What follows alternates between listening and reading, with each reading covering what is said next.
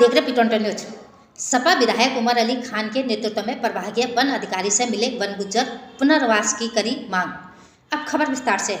One गुज्जरों की विभिन्न समस्याओं को लेकर सपा विधायक उमर अली खान के नेतृत्व में वन गुज्जर आज प्रभागीय वन अधिकारी शिवालिक वन प्रभाग से मिले और अपनी समस्याओं से अवगत कराया। सपा विधायक उमर अली खान ने कहा कि आज वन गुज्जरों को जीवन यापन करने के लिए काफ़ी समस्याओं का सामना करना पड़ रहा है। उन्होंने बताया कि आज भी वन गुज्जर आदि मानव की तरह जीवन जीने को मजबूर है, परंतु आज तक इनके बारे में किसी ने भी कुछ नहीं सोचा। वन गुज्जरों को विभिन्न समस्याओं को लेकर विधानसभा में भी उनकी समस्याओं को बताकर समाधान करने की मांग की जा चुकी है। उन्होंने कहा कि आज वन गुज्जरों की विभिन्न समस्याओं को प्रभागीय वन अधिकारी शिवालिक वन प्रभाग को अवगत कराया गया है और उनकी समस्याओं के समाधान की मांग की गई है। सब गुलाम नबी ने बताया, हमारी सरकार से मांग है कि सरकार हमारे व हमारे परिवारों की रहने के लिए जगह बनाए। प्रभागीय वन अधिकारी शिवालिक वन प्रभाग से अपनी समस्या रखने वालों में कई वन गुज्जर शामिल रहे। सहारनपुर से महेश कुमार की खास रिपोर्ट। खबरों के साथ जुड़े रहने के लिए चैनल को लाइक, शेयर और सब्सक्राइब अवश्य करें।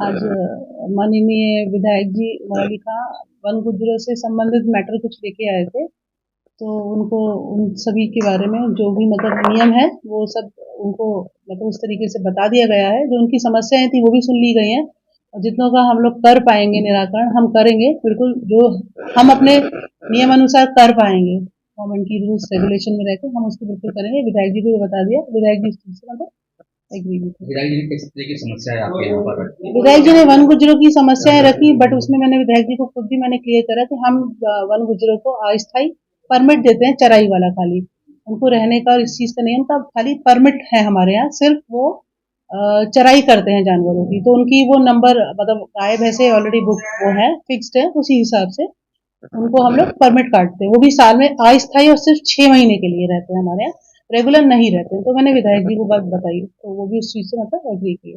बेसिकली वही बिजली और जल की मेरी समस्या थी, तो हमने उनको बता दिया कि कुछ चीजों में हम नहीं कर पाएंगे क्योंकि कुछ चीज ऐसी होती हैं जो गाइडलाइंस हैं उनको फॉलो करना ही होता है। जैसे बिजली वाला मैटर था, तो जहाँ से केबल की लाइन जानी है बिजली की, तो बता दिया बिल्कुल उसमें हम जो भी हम अपने स्तर से कर पाएंगे हम उसको शीघ्र करवाते उसको कर देते।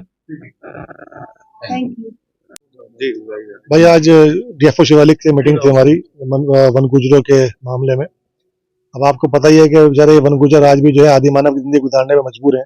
आज भी बेचारे जंगली जानवर, इनको जंगली आदमी इनको कहते हैं, वन गुज्जर कहते हैं, जम्मू वाले भी कहते हैं, इनके 50 नाम है, लेकिन इनके बारे में आज तक किसी ने सोचा नहीं है। हमने विधानसभा में भी मांग उठाई थी। हमने इनको कहा था कि जिस तरीके से उत्तराखंड और हिमाचल के अंदर इन लोगों को स्थापित किया गया है, सरकार ने इनको मुख्य धारा जोड़ा है, ऐसे ही उत्तर प्रदेश में इनको जोड़ा जाना चाहिए। और पहले उत्तराखंड के अंदर तो उत्तर प्रदेश में था उस टाइम जब इनको विस्थापित किया गया, ऐसे ही इन लोगों को भी करें, सहारनपुर वालों को भी करें। अब बिजनौर के अंदर भी किया जा रहा है, तो जैसे वहां पे हो रहा है उसी स्तर के ऊपर हमें भी हो। हमारे यहाँ पे तकरीबन 1800 परिवार वहां रहते हैं, जंगल के अंदर रहते हैं। कोई 10 किलोमीटर अंदर है, कोई 15 किलोमीटर अंदर है, कोई 5 किलोमीटर अंदर है। तो इस तरीके से इन लोगों का कोई समाधान होना चाहिए, इन लोगों को परमानेंट इन लोगों का सॉल्यूशन हो, ये मुख्य धारा से जुड़े, इन लोगों को स्कूल मिले, इनको कॉलेज मिले। फिलहाल अगर आप पूछो, आज गर्म मुद्दा हमारे यहाँ पर यह है कि हमारे जो पूरा जंगल है ये आर्मी को दे दिया गया ट्रेनिंग के लिए, 30 साल के लीज पे दिया गया।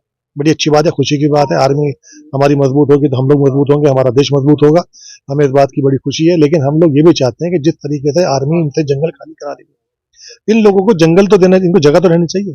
अभी जंगल में कह दिया, अनाउंसमेंट कर दिया कि भाई जंगल खाली कर दो, यहाँ पे ट्रेनिंग होगी, बड़े बम चलते हैं, वहाँ बड़े बम की ट्रेनिंग है।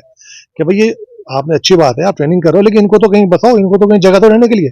अब ये कहाँ चले जाएंगे, नीचे किसके घर में आके रुकेंगे? अच्छा, मियाँ बीवी बच्चे, फिर उनके साथ में 10-10 15-15 उनके पशु हैं, उनके जानवर हैं, उनको दूध के लिए उनका कारोबार यही है।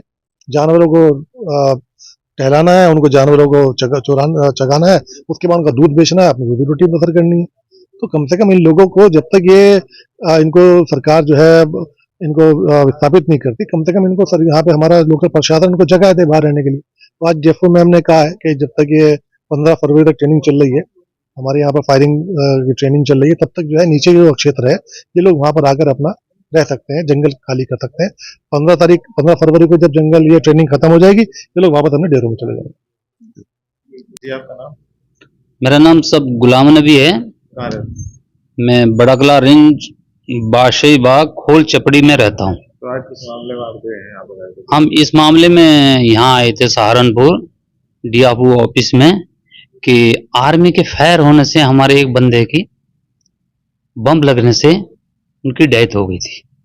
अब फायर हो रहा है लेकिन सब लोग परेशान हैं, तो हम डीआरपो साहब के पास आए थे कि हमारे बारे में कोई नीति बनाई जाए जिससे हमारे इलाके में फायर हो रहा है। फायरिंग का कोई विरोध नहीं है, लेकिन हमें अपने इंतजाम के बारे में आए कि हमारा कहीं भी इधर उधर सरकार रहने की और बसाने की जगह बनाए, जिस तरीके से हमारी राजा नेशनल पार्क के अंदर गेंडी खाता को बसाया गया 1987-88 में। सरकार ने एक निधि बनाई, उन लोगों को बसा दिया गया, जमीन दे दी, उन्होंने जंगल छोड़ दिए। तो हमारी भी सरकार से ये मांग है कि हमें कहीं भी जमीन दे करके, अगर जंगल आर्मी में चला गया तो हम लोग उसके विरोध में नहीं है। हमें खुशी होती है कि यहाँ से हमारी आर्मी जीत के ट्रेनिंग करके जब जाती है बॉर्डर पे तो कामयाबी होती है, क्यों हमारे देश के जवान है। लेकिन इस दुख से कि हम अपने आप से इस टाइम घर से बेघर हो रहे हैं, तो अपनी घरेलू मांगों को लेकर हम डीआरपो ऑफिस में आए थे और अपनी मांग की है अपने डीआरपो से कि आगे लिखें हमारे बारे में।